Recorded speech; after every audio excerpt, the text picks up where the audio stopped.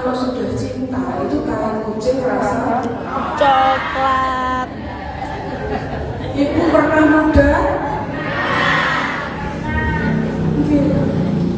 Tapi kalau misalkan kita, sampai saya pernah benar, itu gini, ibunya tuh sakit parah, sakitnya tuh jantung.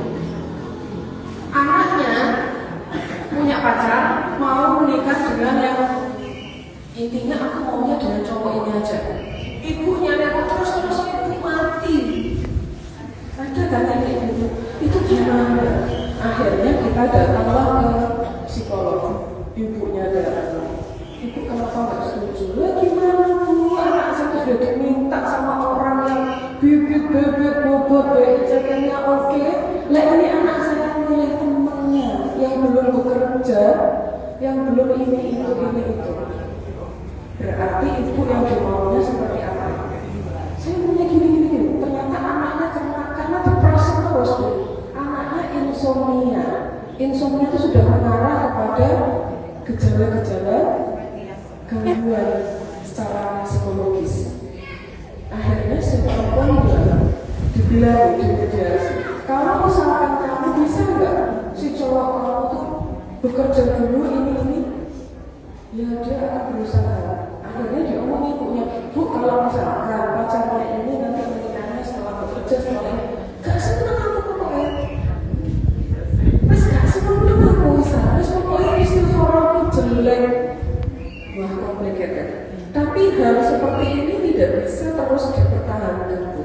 Yang ada adalah ibu semakin sakit, anak juga sakit.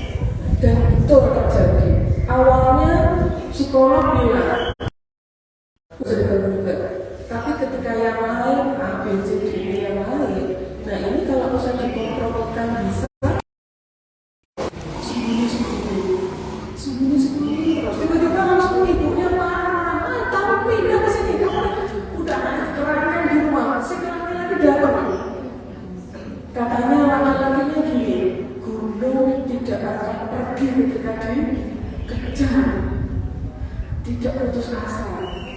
Nah, itu juga kondisinya artinya sebenarnya itu tidak terjadi tiba-tiba.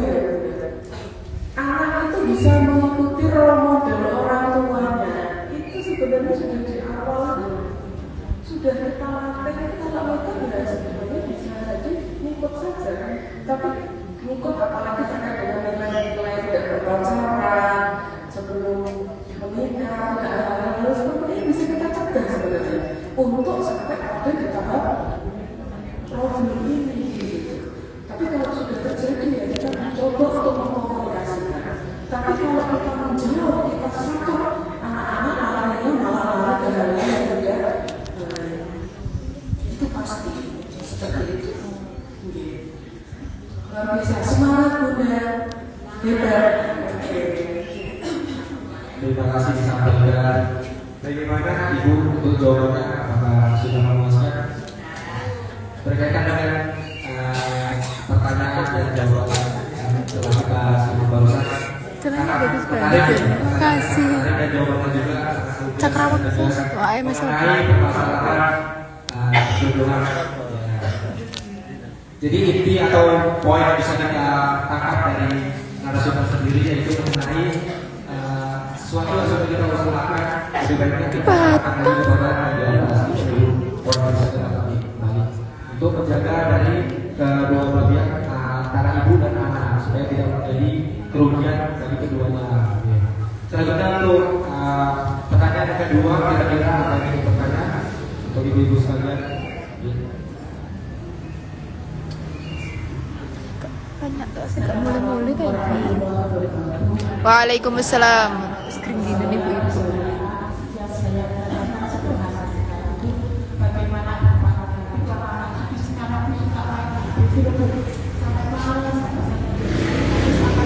Aku dulu pertanyaannya.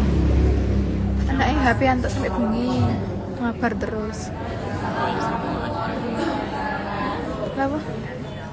Terima kasih untuk pertanyaannya. Pertanyaan juga cukup menarik dan yang sebelumnya mengenai kebiasaan anak yang sering main HP sampai larut malam itu ya. Ini contohnya Bu. Kita Ini Bu. berikan Slip call, Bu. untuk dicoba oleh narasumber.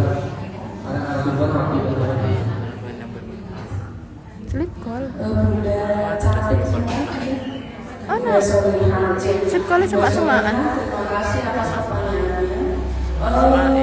Kita sekarang sudah masuk di era digital. Di era Semaan digital ngaji. ini, mohon maaf ibu anaknya usia berapa? Ya semaan. Oh masih usia 4 tahun. Oke. Jadi 4 tahun. Kalau ini beda-beda kasus ya, ada yang 4 tahun, ada yang karena usianya dewasa, ada yang Ini namanya kalau anak dewasa biasanya sekarang itu nggak semuanya kerjanya pakai gadget. Tapi kadang juga ada orang yang nggak bisa memahami HP lah gitu loh. HP tok. Padahal ya semua pekerjaan Siapa itu? Siapa? ini adalah kondisi Alas. digital banyak perubahan. Lalu ada di era remaja. Rifki Kolbu.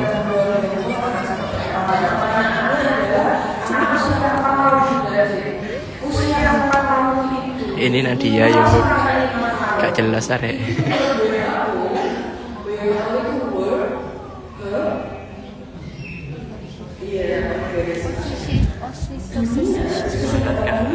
Itu menyampaikan bahwa anak usia 0 sampai 5 tahun itu harusnya mereka hanya terpapar gadget itu boleh maksimal dalam 24 jam itu adalah 2 jam. 2 jam. Itu sudah semuanya. Melebihi dari itu sudah masuk kepada addiction. Jadi sudah sangat tidak sehat dan dampaknya juga luar biasa.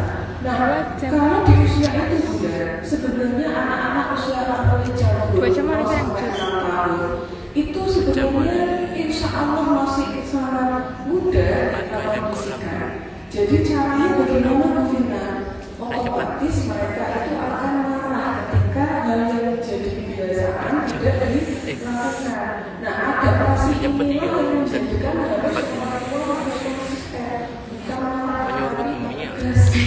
tegas ya. Vape. Di vape malu. Vape. Harus memberikan contoh ya. Ibu dengan anak ya tidak menggunakan ini. Anak diajak bermain. Terus nah, kalau misalkan dia sedang marah, nggak apa-apa dia marah. Proses adaptasi dia mengurangi perilaku itu memang akan Sudah capek mereka. Tidak dibayar. Padahal aku bukan PDD.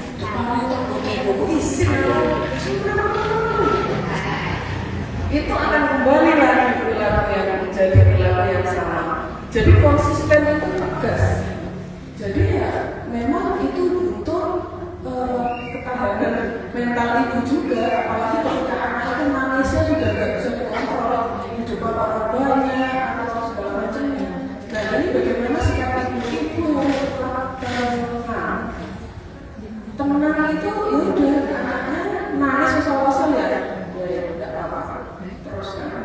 Sudah capek belum? Sudah. Ayo sekarang sama diri. Ayo.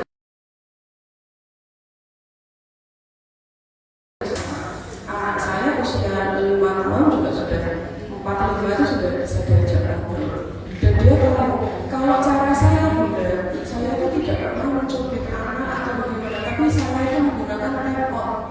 Dan dia sudah tahu bahasa tempot. Tempot itu apa? Time out. Jadi kalau anak melakukan perilaku yang tidak baik, ini anak berlaku untuk anak usia remaja ya, 0 sampai 6 tahun. Jadi anak itu untuk mengurangi perilaku tidak baiknya, itu harusnya kita membuat dia tidak kita perhatikan. Kamu berdiri di situ, tapi milih ya tempatnya jangan yang berbahaya. Misalkan di kamar mandi jangan, di pojokan kamar aja, berdiri di situ 5 menit, nangis dia. Oh jahat mama ini, ya nggak apa-apa. Mama ini gimana? Nggak apa-apa. Udah diam di situ, diam di situ. Setelah 5 menit atau kita 3 menit nggak terlalu lama. Kita ambil anak kita ajak ngobrol. Tahu nggak tadi salahnya di mana? Kamu tadi tidak sopan ketika ada tamu, atau misalkan kamu tadi minta pakai handphone sampai nangis-nangis. tidak boleh seperti itu. Jangan diulang lagi, oke? Itu kan anak masih nyaman. Tetap kita bilang aja dengan nada yang stabil. Tidak perlu kita semakin emosi. Semakin kita menghadapi anak-anak emosi dengan emosi kita, itu sama validasi bahwa cara emosi yang benar seperti itu. Kalau kita mengajari dia ketika emosi dan kita tenang, berarti anak-anak akan paham bahwa emosi itu benar ya. Itu kami memang mendidik anak-anak dari usia remaja itu masih pondasinya di situ. Makanya nanti ketika dewasa itu akan lebih kita arahkan lebih mudah. Jadi caranya mengurangi waktunya, misalnya dari sehari dia kok 4 jam makan